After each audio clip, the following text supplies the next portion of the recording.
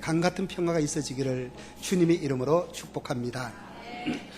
저는 오늘 우리가 읽은 이 하나님의 말씀 마가복음 8장 1절부터 10절까지 내용을 멀리서 온 사람들이라는 제목으로 여러분과 같이 말씀을 드리겠는데, 우리가 이 본문을 읽어봐서 알겠지만은 우리가 이 마가복음 8장에서 앞으로 2장이 더 가면 6장이 나오지요. 6장에 보면은 거기 예수님께서요, 보리떡 5개와 물고기 2마리를 갖고 얼마를 몇천 명을 먹였다고요? 장정만 5천 명을 먹이고 남은 것 거뒀더니 얼마 남았습니까? 12광줄이 남았다. 근데 오늘 본문에 보면은 물고기 2마리 그랬는데 2마리가 아니고 2마리. 나는 이걸 근데 2마리란 말은 2마리 이상 이런 뜻이겠죠? 아무튼 물고기 2마리와 보리떡 7개를 갖고 4천 명을 먹이고도 얼마가 남았다고요? 7광줄이 남았다. 그러면은 이 2장 전에 보리떡 5개와 물고기 2마리를 갖고 5천 명을 먹였고, 오늘은 7병이어라 그러죠. 이걸 갖고 4천 명을 먹였다. 똑같은 사건인 것 같습니다. 그죠? 뭐만 틀리는 거예요? 뭐만? 숫자만 틀리는 것 같습니다. 근데 이걸 이제 지금부터 여러분들이 제 설교를 잘 들어주셔야 되는 겁니다. 여러분, 이 당시에 보면은요, 우리가 그 성경을 읽어가는 성도들이 그 구약 성경에서부터 요한계시록까지 굉장히 숫자에 대한 숫자들이 많이 나오고 있어요. 여러분, 이 숫자들을 우리가 성경에서 잘 알아야 되는데, 여러분, 우리가 논문 같은 걸 쓰는 보면 어떤 사람은 성경에 나오는 숫자를 갖고 논문을 써가지고 신학 박사 학위를 받는 이런 분들도 가끔 있습니다. 논문집을 찾아보면은. 그래서 이게 여러분, 숫자를 갖고 비유를 하고 은유적인 의미를 찾아내고 이런 걸 갖고 우리는 수비학이다. 그래요. 수비하면 축 갈 때 수비한다, 디펜스 방어한다 이런 뜻이 아니라 숫자를 갖고 비유하고 풀이하고 이걸 갖고 수비학이라고 성경은 그렇게 또 있습니다. 그런데요, 여러분, 우리가 히브리인들은요, 유대인들은 숫자 하면 다 숫자의 의미가 있고 뜻이 있다고 이야기합니다. 예를 들어 1은 어떤 뜻이 있을까요? 히브리 사람들에게 있어서 1이라는 숫자는요, 모든 것을 전체를 포괄할 때 1이라는 숫자를 사용합니다. 2는 증인의 수. 그러니까 재판받으러 가면은 반드시 2사람의 증인이 똑같아야 된다는, 2사람 이상 이야기할 때 이 증인의 수를 이야기할 때는 2를 사용합니다. 이제 다 물어볼 거예요. 3은 하나님의 숫자를 이야기합니다. 4는 고난의 수를 이야기해요. 우리가 성경에 보면은 예수님도 40일 동안 금식하셨고 4는 굉장히 고난의 수를 이야기합니다. 5도 있고 6은 무슨 숫자입니까? 6. 어렵게 생각하지 말고 요한계시록에 보면 666이라. 이는 무슨 수라 그랬습니까? 성경을 알는 거예요. 짐승의 수라고 이야기합니다. 7은요, 우리가 보통 완전수라고 이야기를 하고 회복의 수라고 이야기하고 온 세상 수를 7이라고 이야기합니다. 자, 그러면 지금부터 잘 들어주시기 바랍니다. 우리가 마가복음 6장에 보면은 보리떡 5개와 물고기 2마리를 갖고 얼마를 먹였다고요? 5천 명. 장정들만 5천 명이 먹었으니까 대체적으로 다 합하면은 2만 명이 넘는 사람들이 거기 와서 먹었을 것이다. 그럼 여러분, 히브리 사람들에게 오라고 이야기할 때 그 히브리 사람들의 이 머릿속에는 무슨 생각이 딱 떠질까요? 히브리 사람들은 오이라면은요, 그런 생각들이 탁 떠지는 게 있는데, 목사는 진짜 여러분들이 몰라서 대답 안 할 때는 내가 희열을 느껴요. 왜? 모르는 걸 내가 가르쳐 준다는 이런 생각을 가지기 때문에. 히브리 사람들이 오 할 때는요, 그들은 성경의 모세 오경이 그들의 내리 속에 떠오르는 겁니다. 창세기, 출애굽기, 레위기, 민수기, 신명기. 그러면 이 모세 오경이 히브리 사람들 머릿속에 떠오르는데, 그럼 뭐예요? 이거는 구약을 이야기하는 거죠? 그러면은 모세 오경이 떠오르고 10이라는 숫자는 무슨 숫자일까요? 12는요, 이스라엘 나라의 기초를 넣는 숫자가 10이라는 숫자입니다. 구약에 이스라엘 나라 기초가 되는 몇 지파가 있었다고요? 11지파? 12지파가 있었습니다. 그래서 여러분, 마가복음 6장에 나오는 보리떡 5개와 물고기 2마리로 5,000명을 먹이고 12광절이 남았다라는 이 오병이어의 사건의 초점은 어디에 맞춰져야 되는가?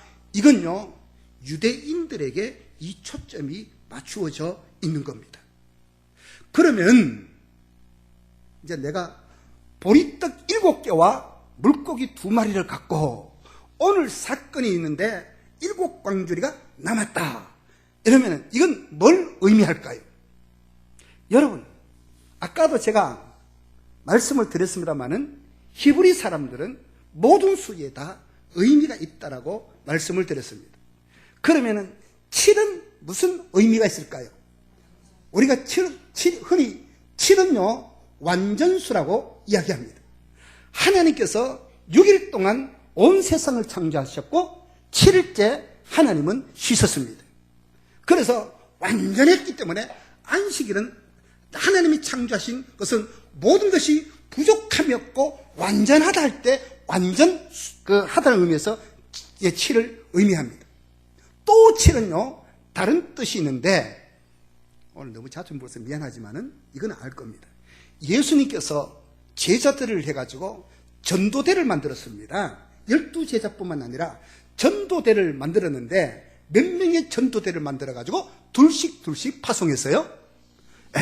70명. 그러면 예수님께서 왜 70명을, 100명도 할 수 있고 200명도 할 수 있는데 왜 70명을 전도대를 해가지고 2사람씩 짝을 지어가지고 파송했다고 여러분 생각합니까? 완전수기 때문에? 맞습니다. 완전수.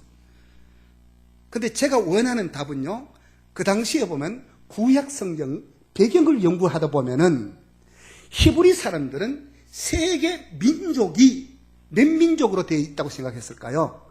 70민족으로 이 세계는 구성되어져 있다라고 그들은 그렇게 생각을 했다는 겁니다. 그러니까 이 70전도대를 그냥 아무렇게나 70명 뽑아가지고 자, 둘이서 나가라 이런 뜻이 아니라 이 70명을 모집했을 때는요, 온 세계 너희들이 온 세상을 복음으로 다 정복하라는 그 메시지가 70인 전도도 속에 들어있는 거예요. 오늘 여기 보리떡 7개 이걸로 5,000명을 먹인 사건은요, 이거를 그래서 선교적 모티브가 된다라고 그렇게 얘기합니다. 그러니까 이 말씀이 이거는 아까 보리떡 5개 물고기 2마리 오병이어의 사건은 누구에게 한정되어 있다고요? 유대인들에게 한정되어 있지만은 이 오늘 본문에 나오는 칠병이어의 사건은 누구에게 한정되어 있다고요? 이거는 온 세상을 이야기하는 겁니다. 그래서 온 세상을 이야기하는, 예수님께서는 자신이 이 땅의 생명의 떡으로 주님은 오셨습니다. 이 땅의 생명의 떡으로 오신 주님은요, 유대인에게만 한정된 것이 아닌, 나는 내 몸은, 내 떡은 유대인뿐만 아니라 어디까지요? 땅끝까지 온 세상에 내 떡은 유효하다는 것을 여기서 그걸 드러내고 있는 겁니다. 그렇기 때문에 이방인에게 복음이 전파되어졌기 때문에 오늘 저와 여러분들이 이 자리에 우리가 앉아 있을 수 있다는 겁니다. 그래서 오늘 여기 보면은 이게 그냥 단순한 제 해석이 아니라 주관적인 자의적인 무슨 알레고리한 해석이 아니라 여러분 3절을 한번 보시기 바랍니다. 주님이 그 대상을 향해서 이런 표현을 했는데 3절에 보면은 같이 한번 읽어볼까요? 시작. 만일 내가 그들을 굶겨 집으로 보내면 길에서 기진하리라. 그 중에는 멀리서 온 사람들도 있느니라. 여기서 보면 멀리서 온 사람들, 이게 오늘 사실은 설교 제목입니다. 에베소서 2장 13절에 보면요, 이제는 전에 멀리 있던 너희가 그리스도 예수 안에서 그리스도의 피로 가까워졌느니라. 다시 이야기합니다. 에베소서 2장 13절에 보면 이제 전에는 멀리 있던, 내가 지금 뭘 강조하는지 잘 들으십시오. 멀리 있던 너희가 그리스도의 피로 말미암아 그리스도와 가까워졌다. 여러분, 성경에서 멀리 있다라고 이야기할 표현은요, 전부 다 유대인들 바깥에 있다. 이건 무슨 인? 이방인들을 표현할 때 멀리 있는 사람들이라고 표현을 하는 겁니다. 그래서 멀리 온 자들, 이게 그리스도의 피로 가까워졌다 그랬습니다. 에베소서 2장 14절에 보면 그는 우리의 화평이신지라 둘로 하나를 만드사 원수된 것 곧 중간에 막힌 담을 자기 육체로 하셨다 그랬습니다. 그러니까 인간은 누구든지 성령에 의해서 예수 그리스도를 구주로 마음에 영접하면은 그 사람은 하나님의 자녀가 되는 권세를 주셨다라고 말씀합니다. 여러분, 오늘 이 본문에 말한 칠병이해가 가는 사건은요, 다시 간단하게 중간 정리를 하는 겁니다. 마가복음 6장은 오병이해를 통해서 12광주리가 남는 이 사건은요, 이건 바로 유대인들을 향한 하나님의 주님의 그 생명의 떡을 주러 오신 주님의 메시지였다면은 오늘 보리떡 7개와 물고기 2마리를 갖고 4,000명을 먹이고도 7광주리 남은 것은요, 이방 성도, 이방인들에게도 내가 이방인을 왔다라고 말하는 주님의 메시지가 이 안에 들어있다는 사실입니다, 여러분. 아멘. 그래서 우리는 이 사건이 갖는 말하고 싶은 여기 새로운 메시지가 이 안에 있습니다. 이것이 오늘 주님이 그 들녘에 사흘씩 머물면서 굶주려이고 있는 백성들을 보시고 제일 먼저 주님이 누구를 불렀습니까? 제자들을 불렀습니다. 오병이어의 기적을 행하실 때도 주님은요, 제자들을 부르셨고, 칠병이어의 기적을 행하는 이 현장에서도요, 주님은 제자들을 부르셨습니다. 그러면서 너희들이 먹을 것을 주라. 너희에게 떡 몇 개가 있느냐? 주님은 제자들에게 물어보는 겁니다. 여러분, 여기서 제자들이 감당하고 있는 역할이 뭡니까? 너희가 먹을 것을 주라. 이 말은요, 이 제자들은 먹을 것을 주라 말은 이 제자들이 앞으로 장차 교회의 기틀이 놓여지는 기초를 말하는데, 오늘 이 명령은 다시 말해서 성교의 명령과 전도의 명령은 예수 그리스도께서 이방인들을 위해서도 생명으로 떡으로 오셔서 1차적으로는요, 교회를 통해서 생명의 말씀이 나간다는 사실입니다. 그래서 이 말을 갖고 다시 정리하자면 교회는 뭐냐? 교회는 영혼을 구원하는 구원성이 바로 교회입니다. 교회는요, 하나님이 역사하시는 정말 하나님의 사람들 영혼을 구원하는 구원의 요새가 바로 교회라는 사실입니다. 예를 들어서 오늘 교회 어떤 분이 재미있는 표현을 하는 걸 제가 그 표현을 따가와 왔습니다. 어떤 바닷가에 정말 고기들이 많이 잡히는 바닷가가 있었습니다. 그래서 거기는 많은 낚시꾼들이 그 바다로 왔습니다. 근데 어느 날 낚시의 초보자가 야간 낚시를 하는데 이 민물과 설물, 물때를 잘 알지 못하고 낚싯대를 던지고 있다가 물이 갑자기 확 들어오는 바람에 이 사람이 그 바위 위에서 낚시질을 하다가 바다에 빠졌습니다. 아각거리고 살려달랬을 때 그때 어떤 사람이 아무 준비도 없이 정말 자기 맨몸으로 그 바다에 뛰어들어가서 수영 잘하는 이 사람이 바다에 빠진 사람을 구출해 내었습니다. 그러자 마을 사람들이 박수를 치면서 환영을 했습니다. 이때 마을 사람들이 회의를 했습니다. 우리가 이런 사고를 한두 번 당하는 것도 아니고 종종 많이 있었다. 이제는 우리가 밤에 보초를 서면서 밤에는 이렇게 위험하게 낚시 못하도록 우리가 하자라고 그렇게 사람들이 이제 의논을 했습니다. 그래서 이제 밤에 보초를 쓰는데 밤 되면 너무 춥잖아요.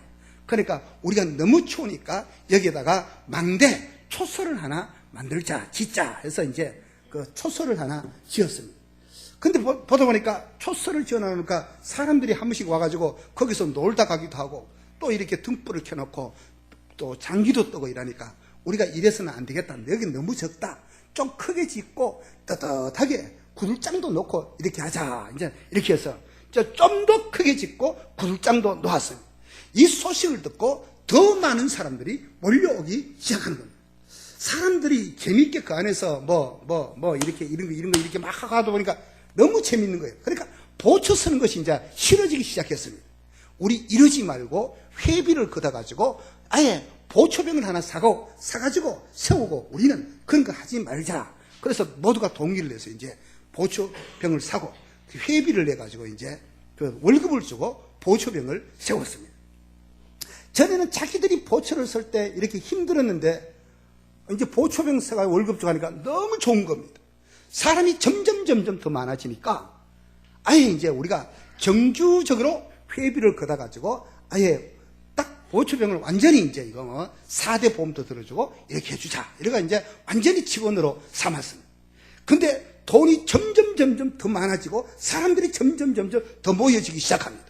나중에는 사람들이 이 돈 갖고 누가 잘못 썼다 하고 싸움이 일어나기 시작했습니다. 여러분, 본래 취지하고는 전혀 지금 그 엉뚱한 대로 가 있어가지고 거기서 싸운다는 거죠.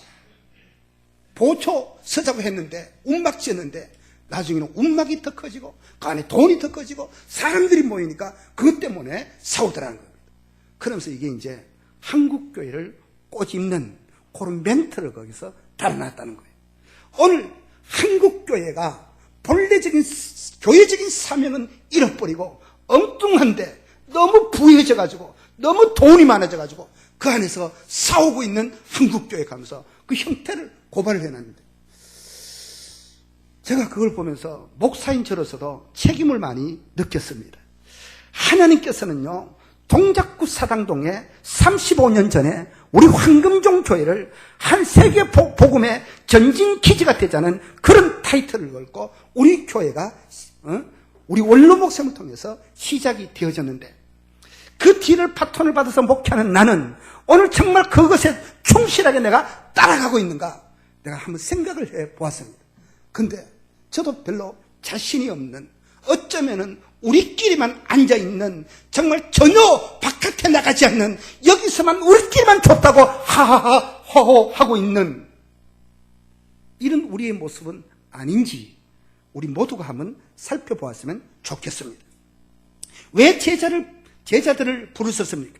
유대인들에게는 빵이 필요했지만 이방인들에게도 생명의 빵이 필요했다는 사실입니다. 그것이 오늘 이 제자들을 부르시는 주님의 마음이요 주님의 계획입니다. 여러분, 이 표적과 이 기사가 어떻게 일어납니까? 오늘 2절은요 이렇게 시작을 합니다. 2절을 보십시오. 내가 무리를 뭐 여기는다고요? 불쌍히 여기노라. 내가 무리를 예수님께서 사흘 동안 굶주려 있는 그 사람들을 볼 때 내가 이 무리를 불쌍히 여기노라. 불쌍히 여기는 마음, 이게 저로부터 우리 모두가 있는 오늘 교회가 잃어버린 마음은 아닌지요.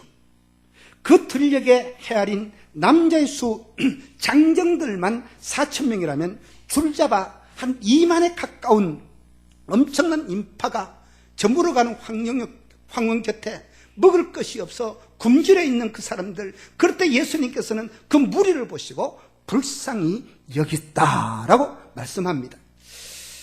여러분, 오늘 어떤 사람들은 교회를 향해서 교회가 무정한 교회요, 무자비한 교회라고 그렇게 말을 합니다. 왜 교회가 오늘날 무정하고 무자비하고 비정한 교회라고 이런 소리를 듣습니까? 그건 바로 예수의 생명을 알지 못한 채 피투성이가 되어서 널브러져 있으면서 죽어가고 있으면서도 죽어가고 있는 그 영혼, 알지를 못하고 있는 그 영혼들에 대해서 교회가 우리 울타리 안에서 우리끼리만 좋다고 하하호호 하고 있고 그들의 영혼에 대해서 무관심하고 있다면은 이건 바로 이게 아버지의 마음, 이 자비의 마음, 긍휼의 마음, 불쌍히 여기는 마음을 오늘 교회가 잃어버리고 있다는 말이에요. 우리가 잘 아는 누가복음 15장에 보면은 어떤 사람에게 두 아들이 있었습니다. 그 중에 둘째 아들이 아버지에게 요구를 합니다. 아버지, 저에게 돌아올 분깃을, 유산을 좀 주십시오. 저는 아버지 밑에 있는 것이 싫습니다. 제가 저 마음대로 나가서 진짜 내 마음대로 사업 한번 하고 돈 벌어보겠습니다 라고 아버지에게 자기 유산을 미리 달라고 이야기합니다. 여러분, 그 구약에요, 율법에 보면은요, 유산은 아버지가 돌아갔었을 때 유산을 주게 되어져 있어요. 미리 아버지가 멀쩡하게 살아있는데도, 생존해 계신데도 유산을 미리 달라고 하는 것은 아버지 빨리 죽으세요, 죽으세요. 뒤집어 말하면 이런 이야기입니다.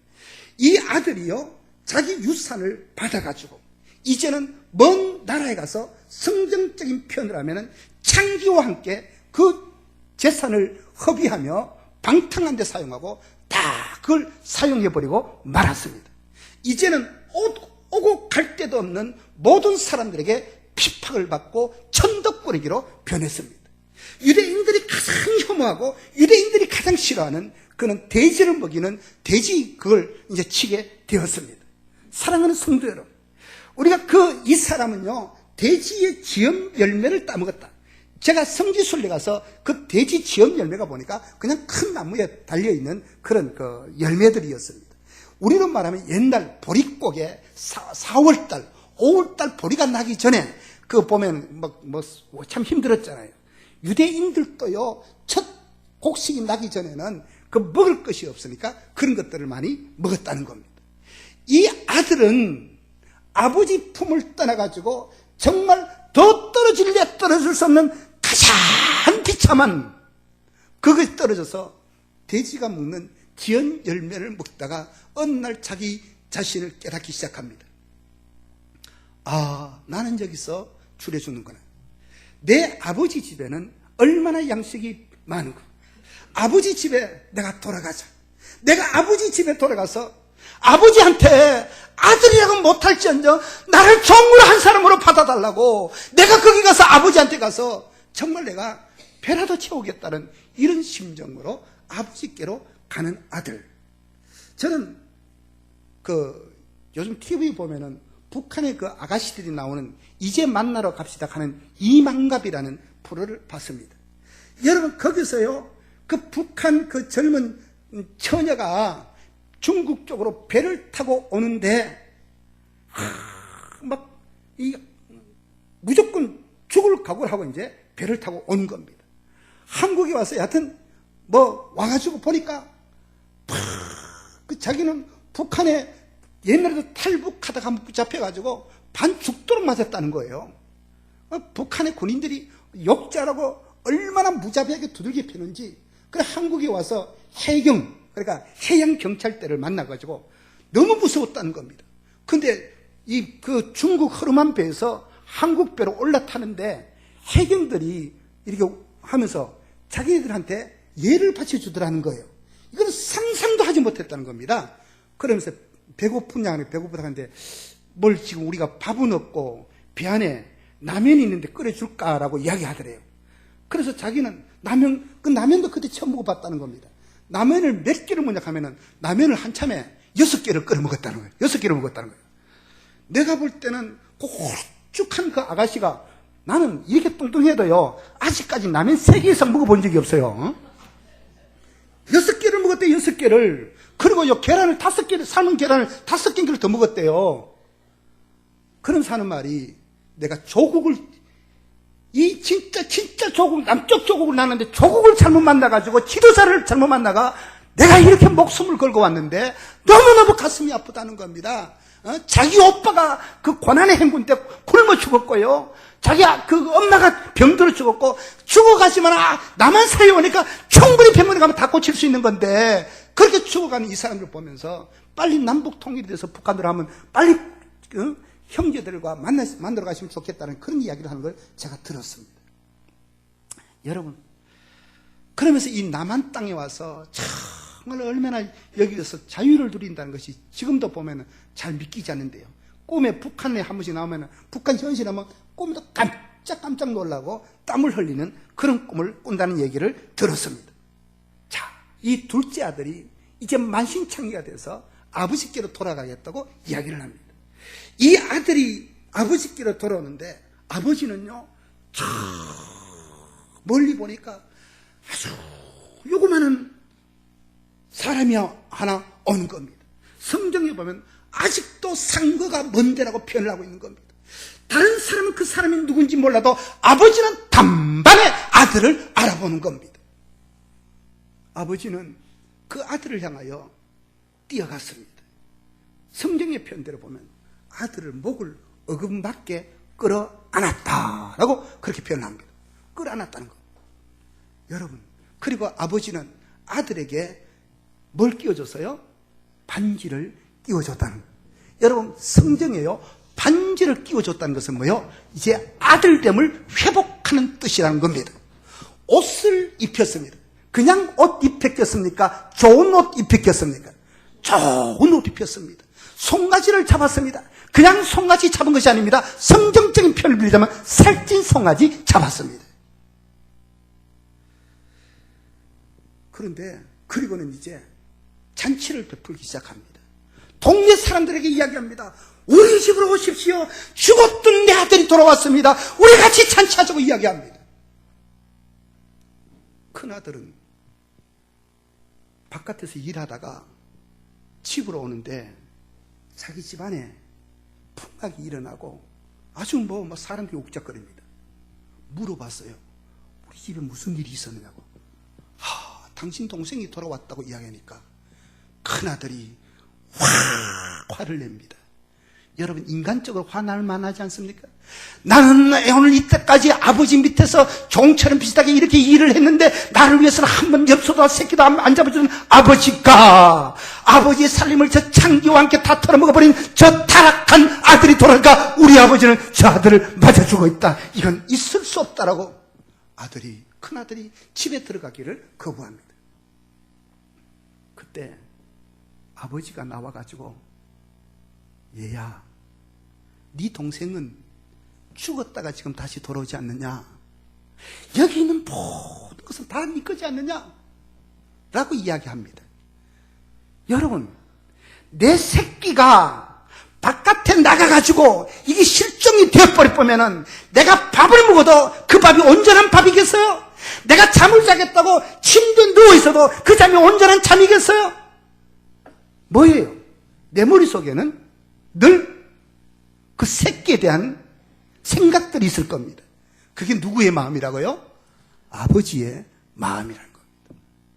오늘 이 땅에 우리 교회가 여기 세워져 있는데 바깥에 정말 너덜너덜 죽어가는 사람, 정말 교회 바깥에 있는 사람, 그런 사람들 우리의 마음에 가슴에 아무런 감동이 없다면은 우리 마음에는 뭐가 없는 거예요? 아버지의 마음이 없는 거예요. 예, 전화 왔습니다. 여러분, 예루살렘에서 여리고로 내려가는 어떤 사람이 있었는데 이 사람이 강도를 만났습니다. 그 강도 만난 사람을 제사장이 보고 그냥 모른 채 하고 지나갔습니다. 안 죽겠다고 빨리 갔다고 성경 말합니다. 종교적인 사람, 율법적인 사람, 레위인도 그 사람을 보고는 겁이 나서 빨리 갔습니다. 그런데 제사장과 레위인들이 개나 돼지 같은 짐승 취급했던 사마리아인은 그 사람을 태워가지고 자기 나귀에 태우고 시내로 들어가서 병원이라는 말은 안 하지만 사관에 내려놔 놓고 나중에 이 사람을 좀 잘 치료해주라. 돈이 더 많이 들었다면 내가 다음에 와서 돈을 더 갚아주리라고 하고 그 사람이 떠나는 겁니다. 예수님은 이걸 하나의 비유로 들었지만은 너희들은 이 셋 가운데 누가 선을 행하였냐고 물었습니다. 누가 자비를 베푼 자인가? 오늘 교회는 아버지의 마음을 잃어버렸습니다. 우리는 더 원색적으로 한번 비교해 보십시오.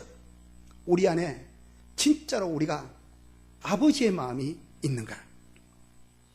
저는요, 저 진도 앞바다에 300명 가까이 사람들이 죽었지 않습니까? 여러분, 거기서요, 여러분, 아직도 무슨 9구에 시신을 못 찾았다고. 어떤 사람은 1년 전에 있었던 그 사건을 지금도 다니던 직장도 그만두고 그 진도 평목항에 그 텐트를 쳐놔놓고 오늘 또 그 소식을 기다린다고 내가 내 자식 그 시체를 찾았다 소리지 않고는 나는 이것에 절대로 떠나지 않는다고 거기 텐트 치고 기다리는 그 사람이 무슨 마음이에요? 아버지의 마음이라는 겁니다.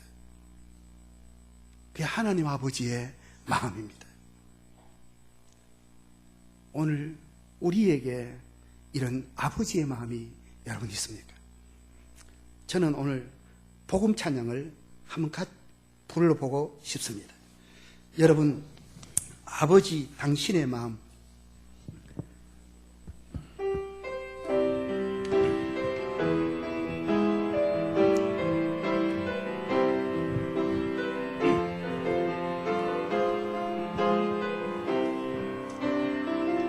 아버지 당신의 마음이 있는 곳에 나의 마음이 있기를 원해요. 아버지 당신의 눈물이 고인 곳에 아버지 당신의 눈물이 고인 곳에 나의 눈물이 고이길 나의 원해요. 눈물이 고이길 원해요.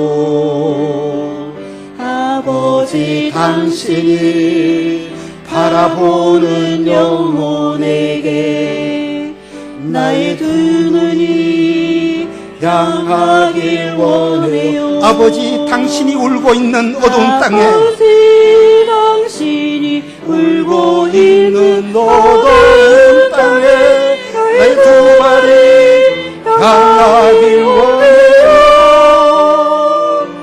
나의 마음에 아버지의 마음 알아. 내 모든 뜻 아버지의 뜻이 될 수 있기를 나의 온몸이 아버지의 마음 알아. 내 모든 삶 나의 마음이 아버지의 마음 알아. 마음이 아버지 내 모든 뜻 아버지의 뜻이 될 수 있기를 내 모든 뜻 아버지의 뜻이 될 수 있기를 나의 온몸이 아버지의 마음 알아. 몸이 아버지의 마음 알아. 내 모든 삶 당신의 삶 되기를. 당신의 다시 한 번 더 나의 마음이 아버지의 마음 알아. 나의 마음이 아버지의 마음 알아. 내 모든 뜻 아버지의 뜻이 될 수 있기를 나의 온몸이 아버지의 마음 알아. 내 모든 삶 당신의 삶 되기를. 살아있을 확률은 100% 재린 상태에서도 죽은 시신이라도 보고 싶다는 그 아버지의 마음. 오늘 우리는 교회가 잃어버린 아버지의 마음을 회복해야 합니다. 그 아버지의 마음. 우리는 교회에서 교제도 하고 무엇도 하고 다 좋습니다. 그러나 황금종교에서 교회가 하나님께서 여기 설립하신 생명을 구원하는 이 본질적인 사명, 이게 감당하지 않는다면요, 우리 교회도 소아 요한계시록 소아시아 7교를 향하여 주님이 준엄하게 책망했던 모든 책망을 받아도 우리는 아무런 변명할 여지가 없다는 사실입니다. 세상은 오늘 교회를 향하여 무정한 교회예요, 무자비한 교회예요, 인정사정 없는 교회라고 말을 합니다. 그건 우리 모두가 아버지의 마음을 잃었기 때문에 그렇습니다. 한 영혼이라도 하나님 앞에 돌아올 수 있다면 우리 속에 이 잃어버린 마음을 찾아야 되는 겁니다. 전도는 여러분 배화가 아닙니다. 전도는요 무슨 커뮤니케이션, 소통이 아닙니다. 전도는요 영적인 전쟁입니다. 대결입니다. 제가 지난 주간에 에바다라는 설교로 여러분에게 설교를 했습니다. 에바다라는 말은 열리라는 뜻이 있지만 그 에바다라는 말은요, 전쟁터에 갈 때에 자 에바다! 대장이 외치면 질격할 때 사용하는 단어입니다. 우리가 5월 마지막 주간에 우리는 전도주의를 지키자고 해놨습니다. 나는 제 마음속에 목사인 제가 아버지의 마음을 잃어버리진 않았는지, 그러니까 우리 성도들도 아버지의 마음을 잃어버리고 있지는 않는지 깊은 묵상을 한번 해보았습니다. 여러분, 우리의 전도는 우리의 말을 갖고, 우리의 말재주 갖고, 우리의 말 실력 갖고 하는 것이 아닙니다. 아버지의 마음을 갖고 하는 겁니다. 미국의 유명한 전도자 설교가 조나단 에드워드라는 사람이 있습니다. 그 사람은요, 말도 버벅거리고 말재주도 없었고 정말 설교도 못했습니다. 설교를 하면은 오직 밤에 등장불 밑에 설교할 때는 원고지를 이렇게 드러나 놓고 이것만 그냥 이렇게 읽어 내려갔다는 겁니다. 청중들이 듣든 못 듣든 그냥 여기만 바라보고 여기만 시켜놓고 머리를 쳐박아가지고 이렇게 읽었다는 겁니다. 근데 여러분, 요나단 에드워즈를 통해서 미국의 영적인 대각성 운동이 일어났습니다. D.M. 무디는 진정한 효도가 뭐냐? 예수 모르는 부모가 있다면 예수 믿게 하는 것이 최고의 효도이다. 진정한 형제 사랑이 뭐냐? 예수를 모르는 형제가 있다면 그에게 구원을 심어줄 수 있도록 그를 위해서 헌신하는 것이 최고의 헌신이요 최고의 사랑이다.